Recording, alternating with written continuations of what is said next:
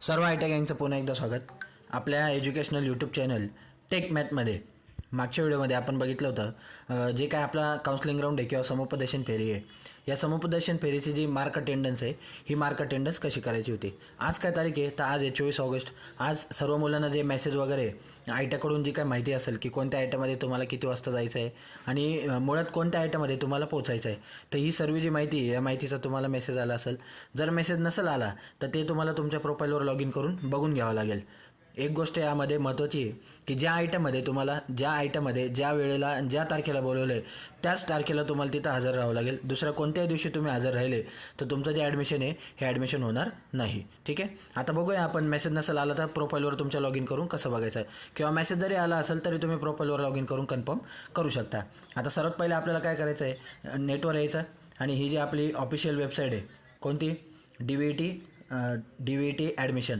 ठीक आहे, आता ॲडमिशन लॉग इन म्हटलं तरी चालेल, डायरेक्ट कॅन्डिडेट लॉग इन म्हटलं तरी चालेल. दोन दिसता इथं. आपण होम पेजवर येऊ, म्हणजे खाली DVT ॲडमिशनवर टिक करू.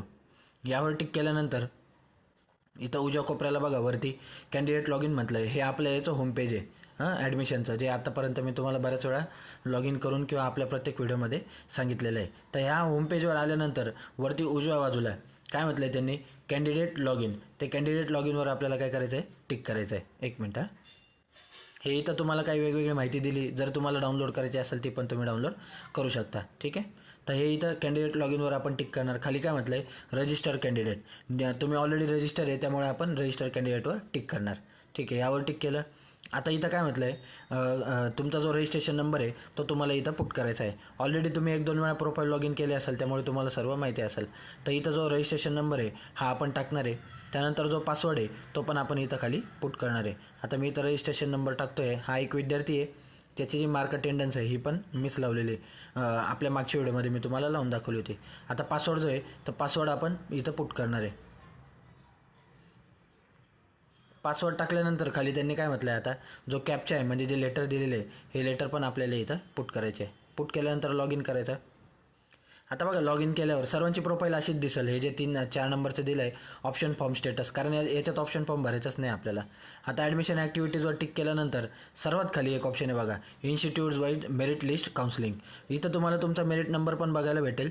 त्यानंतर तुम्ही कोणत्या आयट्यामध्ये हजेरी लावली होती त्या आयट्यात पण बघायला भेटेल. आता या मुलाला बघा कोणत्या आयट्यामध्ये बोलवलं आहे, तर गव्हर्नमेंट आयटी त्र्यंबकेश्वर इथं बोलवलेलं आहे. त्याचा मेरिट नंबर किती आहे, इन्स्टिट्यूट लेवल त्याचा मेरिट नंबर आहे 63. म्हणजे त्र्यंबकेश्वर आयट्यात टोटल किती मुलं असतील समजा 60-70, त्यापैकी याचा नंबर 63. कधी बोलवलं आहे, 25 ऑगस्टला. 25 ऑगस्टला. आणि टाईम काय दिलेला आहे, सकाळी 8 वाजता. बाजूला टायमिंग पण दिलेलं आहे बघा, सकाळी 8 वाजता. तर याला 25 ऑगस्टला म्हणजे उद्या सकाळी 8 वाजता तिथं हजर राहावं लागेल. त्यानंतर याने 2 आयट्या त्याचा आपण मार्क अटेंडन्स लावली होती, त्यामुळे दुसरा जो आयटी आहे हा कोणता आहे, गव्हर्नमेंट आयटी आहे तालुका नाशिक जिल्हा नाशिक. इथं पण कधी बोलवलं, इथं पण याचा इन्स्टिट्यूट लेवल मेरिट नंबर किती आहे, 401. तर इथं त्याला किती वाजता बोलवलेलं आहे, 25 ऑगस्टलाच, पण किती वाजता बोलवलं आहे, दुपारी 1 वाजता. तर इथं जाण्याच्या आधी 1-2 गोष्ट तुम्ही लक्षात घ्या, यांनी दिलेल्या टायमिंगमध्येच तिथं हजर राहायचं आहे. आता यांनी सकाळी 8 दिलं असेल तर सकाळी तुम्ही 7-7:30ला तिथं हजर राहा. दुपारी 1 दिलं असेल तर दुपारी 12:30लाच तिथं हजर राहा. आणि दुसरी महत्त्वाची गोष्ट, जाताना तुम्हाला जे तुमचे ओरिजिनल डॉक्युमेंट परत जी फी असेल ही फी तुम्हाला सोबत न्यायची आहे.